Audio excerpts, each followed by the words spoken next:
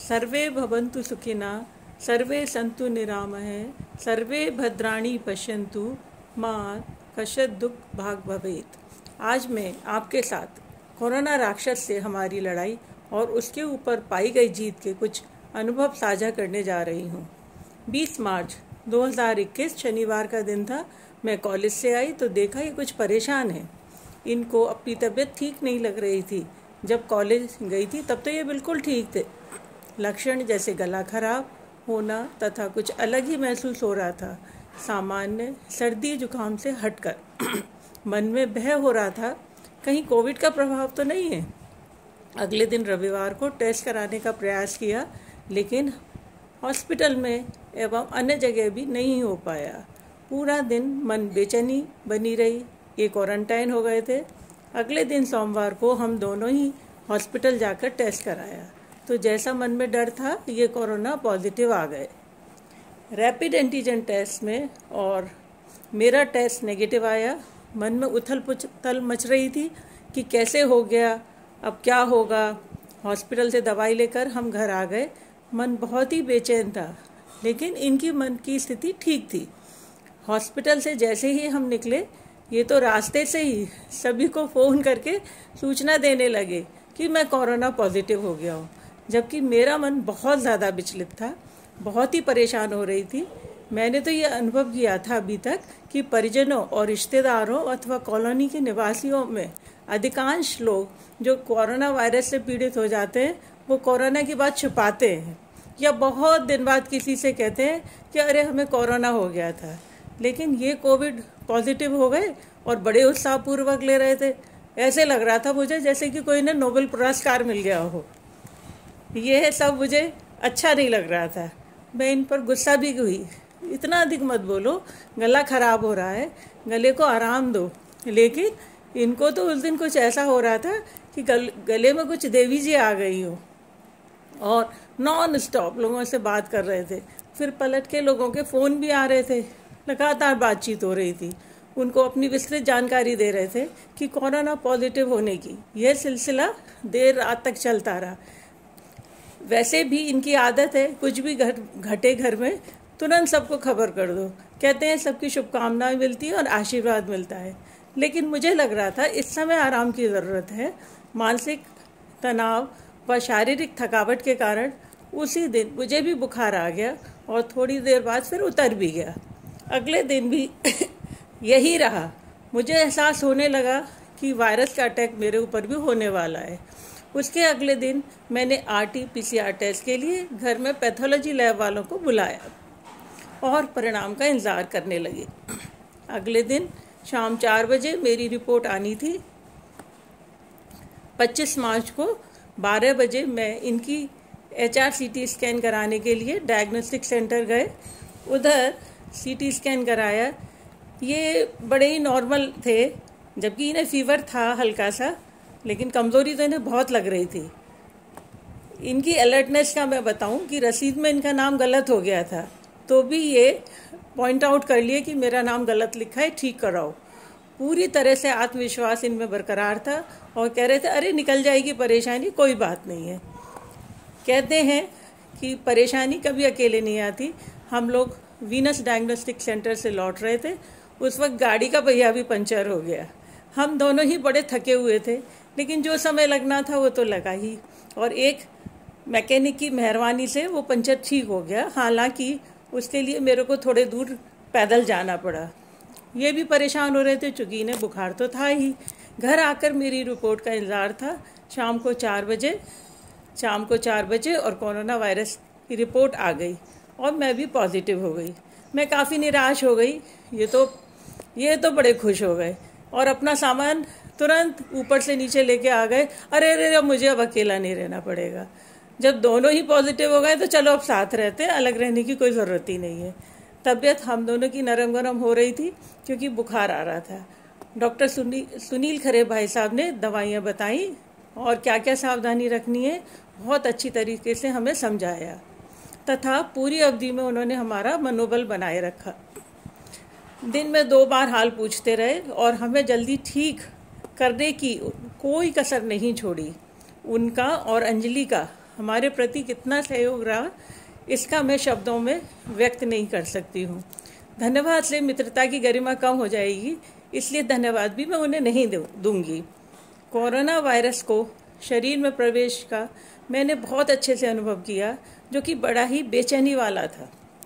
मैं दोपहर को खाना खाकर सो रही थी और सोते सोते लगा कि मेरा शरीर फूल रहा है। ऐसे मुझे महसूस हो रहा था कि जैसे केक सामग्री में जब हम बेकिंग पाउडर डालते हैं तो वह फूलता है, उसी प्रकार मेरा भी शरीर फूले जा रहा है। घबरा कर मैं उठी और मैंने मिरर में देखा।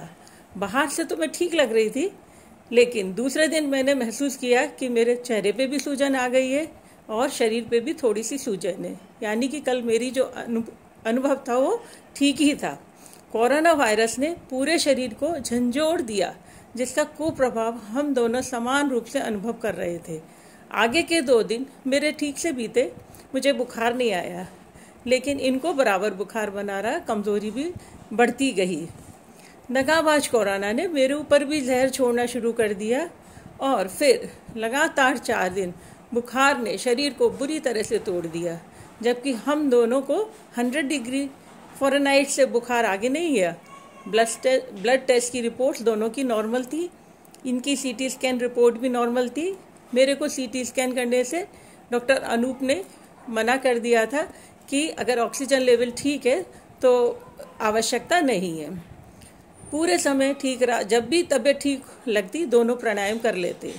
इनको बहुत अधिक कमजोरी का अनुभव हो रहा था। कहने लगे, ममता मुझसे उठा नहीं जा रहा है, चला नहीं जा रहा है, और लगभग रोने जैसी स्थिति इनकी हो गई थी। उस दिन मैं भी इस कारण से मन से काफ़ी कमज़ोर पड़ रही थी। बार बार समझा रही थी कि इस विपत्ति काल को बड़ी हिम्मत से निकालना पड़ेगा। एक दूसरे को हिम्मत देते हुए इस समय मन में ताकत बनाए रखो, इसकी बहुत आवश्यकता है। इस वैतरणी को खुद ही हमें अपने आप पार करना है, हमारी कोई मदद नहीं कर सकता। डॉक्टर साहब ने हॉस्पिटल में भर्ती करने की भी बात सलाह दी, जिससे कि मन और भी घबरा रहा था। लेकिन ईश्वर का लाख लाख शुक्र, अगले दिन इनका बुखार उतरने लगा तो जान में जान आ गई। इस अवधि में बहुत सी मधुर यादें और आनंद देने वाली हमें अनुभव हुई, वो भी मैं आपसे साझा करूंगी। अपने लोगों का प्यार भी बहुत मिला।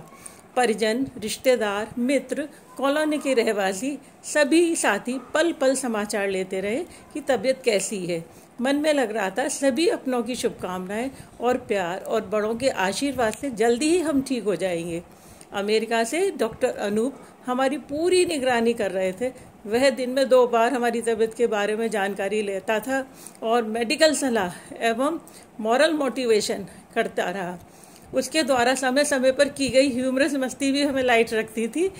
कोटा से डॉक्टर दिनेश जी और डॉक्टर रेनू ने पहले दिन ही हमें अवगत करा दिया था कि कोरोना वायरस की कुटिल चाल से दूसरे सप्ताह में आप दीदी सावधान रहिए। हमें पहले ही उन्होंने मानसिक रूप से तैयार कर दिया था और हुआ भी बिल्कुल वैसा ही।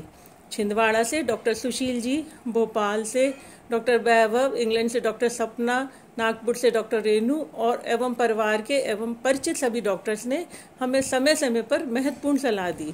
सभी प्रियजन हमें सुझाव दे रहे थे किस तरह से हमें अपने शरीर को स्वस्थ रखना है और धैर्य बनाए रखना है। कमजोरी होने के कारण शरीर में थकावट तो बहुत थी। उस समय प्रिय रुचिका, विशाल, अंजू, दिनेश जी, विभा, दीक्षित साहब एवं भाभी जी, वैशाली, पूजा, प्रतीक, प्रमोद और प्यारी बिटिया राधिका ने हमारे खाने नाश्ते का पूरा ध्यान रखा और हमें स्वाद सहित ऊर्जा दी। एवं सौम्या ने हमें बड़ी जिम्मेदारी से प्रतिदिन फल तथा नारियल पानी लाकर हमारी बेटियों जैसा कर्तव्य और प्यार दिया। सेठिया साहब बड़े भाई की तरह दायित्व निभाया और उन्होंने उसमें कोई कसर नहीं छोड़ी। मैं किन शब्दों में सभी के सहयोग का उल्लेख करूं, अभिभूत हूँ। कोरोना कब तक घर करता, वह भी हमारे आत्मविश्वास के आगे डिगने लगा था। ऐसा लगा 30 मार्च की रात को कोरोना वायरस का जाने का समय आ गया है। लेकिन कोरोना की विदाई भी बड़ी कठिन थी। रात को सोते सोते मुझे लगा शरीर को कुछ कुछ हिस्सा निकल वह लेके जा रहा है, जैसे किसी धातु की छड़ को गर्म करें और पिघल पिघल कर उसका हिस्सा टूट रहा हो। इस अनुभव के बाद लगा शरीर में जान बची ही नहीं है। पूरा शरीर पसीने से लथपथ हो रहा था और कमज़ोरी महसूस हो रही थी। मैं उठी, 3 ग्लास पानी पिया, उसके बाद नमकीन, पिस्ता, सूखे मेवे, गर्म दूध, मेवा डाल के ऐसा लगा कुछ भी खाया जाए और जान आ जाए। तब लगा कि जान आई। वायरस जाते जाते शरीर में नमक और शक्कर का संतुलन बिगाड़ गया था। वायरस की कार्यशैली बड़ी खतरनाक है। आते जाते बीच में समय समय पर घात लगाता है कि कब इंसान के शरीर पर हमला कर सदैव के लिए उसकी आंखें बंद कर दे। कोरोना के प्रभाव के अनुभव लगभग हम दोनों के समान ही रहे। दोनों ने समान कमज़ोरी का सामना किया और बुखार भी करीब करीब हम दोनों को समान काल में ही रहा। इसलिए मैंने कोरोना का नाम राक्षस वायरस रखा है। वह बहुत ही कुटिल प्रवृत्ति का है। रावण की तरह हम उसे एक दवाई से मारना चाहते हैं, लेकिन वह दूसरा रूप लेके पैदा हो जाता है। मन तन धन सभी को खाली कर देता है। संगीता डालमिया की प्यारी बिटिया डॉक्टर बुलबुल ने हमारा मनोबल सतत बढ़ाया और हमें शुरू में ही आगाह कर दिया था कि आंटी, यह वायरस सब कुछ खाली करके जाएगा, शरीर को बैंकरप्ट जैसा कर देता है। उसकी बात 100% सही लगी। ऐसा ही हुआ। बुलबुल से छोटी से छोटी बात पूछते थे और वह बहुत अच्छी तरीके से हर चीज़ को समझाती थी। मैं उसके सुखद भविष्य के लिए कामना करती हूँ। 31 मार्च को बुखार उतर गया। अब शुरू हुआ अपने शरीर के खाली खजाने को वापस भरना। बस एक ही उद्देश्य कि शीघ्र अतिशीघ्र हमें स्वस्थ होना है, कोई शक्ति वापस पाना है, क्योंकि कमज़ोरी बहुत अधिक है। लगता था कि शरीर के सारे नट बोल्ट ढीले हो गए हैं। कभी लगता था कि शरीर का ऊपर का खोल बचाए, अंदर की ऊर्जा तो कोरोना वायरस पूरी लेके जा चुका है। कोरोना वायरस की प्रवृत्ति फैलने की है, इसलिए कोई अपने पास आकर नहीं बैठ सकता। अन्यथा अपने लोग आकर पास आए तो आधा दर्द तो यूं ही खत्म हो जाता है। पहले कभी तकलीफ होती थी, पर जैसे ही माँ का हाथ प्यार से सिर पर होता था तो सारा दर्द रफू चक्कर हो जाता था। ये माँ के हाथ की खास बात है। यहाँ की संस्कृति एक दूसरे के सुख दुख में साथ रहना से ही रही है, लेकिन इस प्रकोप में यह संभव ही नहीं हो पाया, संक्रमण फैलने के डर से। बचपन की पढ़ी कविता याद आ गई और लगा, वीर तुम बढ़े चलो, धीर तुम बढ़े चलो, सामने पहाड़ हो, सिंह की दहाड़ हो, वीर तुम डरो नहीं, आगे ही बढ़े चलो।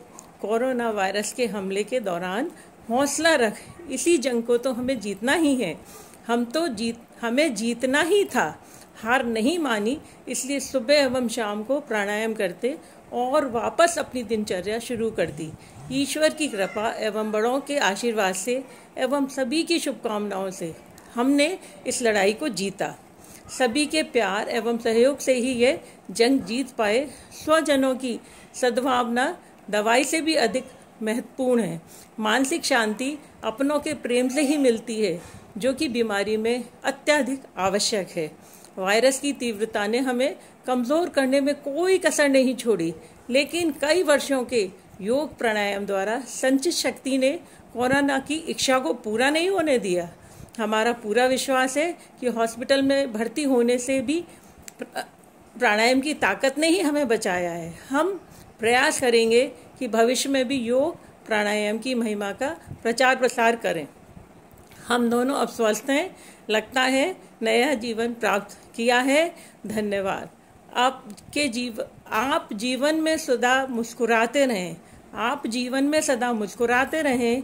आप सूरज के जैसे चमकते रहें।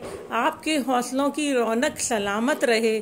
आप फूलों के समान जग में महकते रहें। ममता महेश्वरी।